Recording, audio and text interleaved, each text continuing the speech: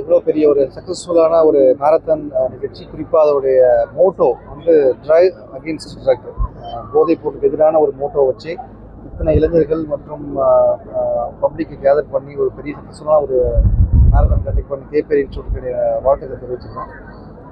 Drive against drug சம்மந்தமாக தொடர்ந்து தமிழக அரசு, தமிழ்நாடு போலீஸ் வந்து தொடர்ந்து தடுப்பு நடவடிக்கைகள், அதாவது அவேர்னஸ் அண்ட் என்ஃபோர்ஸ்மெண்ட் ரெண்டுமே ஈக்குவலாக பண்ணிட்டு இருக்கோம். நேற்று கூட கோயம்புத்தூர் காவல்துறை 34 கிலோ கஞ்சா வந்து பறிமுதல் செஞ்சுருக்கோம். இது வரைக்கும் கடந்த 3 ஆண்டுகளில் அதிகமான அளவு கஞ்சா போதைப் பொருளை வந்து பறிமுதல் செஞ்சுருக்கோம் இந்த வருஷம்.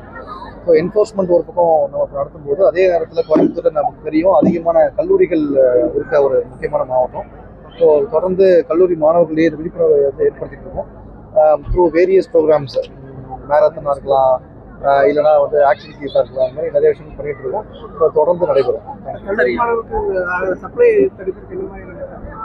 தெரியும், ஆல்ரெடி நம்ம கோயம்புத்தூரில் பல்வேறு முறை நம்ம வந்து இந்த போதைப் பொருள் அதிகமாக புழக்கமாக இருக்கக்கூடிய ஏரியாஸ், அதில் வந்து தங்கிக்கூடிய மாணவர்களுக்கு பேரில் தங்கிக்கூடிய சில பேர் வந்து நம்ம தொடர்ந்து சேஸ் பண்ணிட்டு இருக்கோம். அவங்க மேலே வழக்குகள் பதிவு பண்ணிட்டு இருக்கோம். அவங்க தொடர்ந்து கண்காணிச்சுட்டு இருக்கோம்.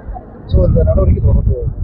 கபடியில் ரிலேட்டடாக எவ்வளோ ஆர்வம் இருக்குது ரொம்பவுமே. ஏன்னா அப்கமிங் பிளேயர்ஸ் வந்து வரக்கூடிய பிளேயர்ஸுமே இப்போ நம்ம தமிழ்நாட்டில் வந்து ஒரு டிஸ்ட்ரிக்ட்லேயே வந்து குறைஞ்சது ஒரு 500 டீம் இருக்குது.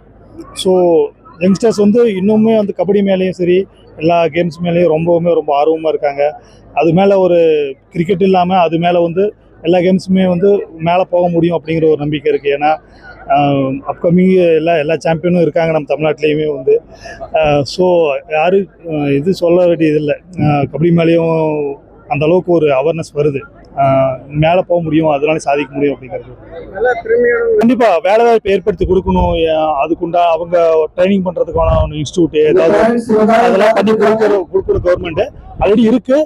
இன்னுமே அட்வான்ஸ் டெக்னிக்காக என்ன இருக்கும் அப்படிங்கிறது ஒலிம்பிக் தரத்தில் இருக்கணும் அப்படிங்கிறது இருக்கும். ஏன்னா ஆல்ரெடி SDAT ஸ்போர்ட்ஸ் ஆஃப் இந்தியாவிலேருந்து எல்லாமே இருக்குது தமிழ்நாட்டில்.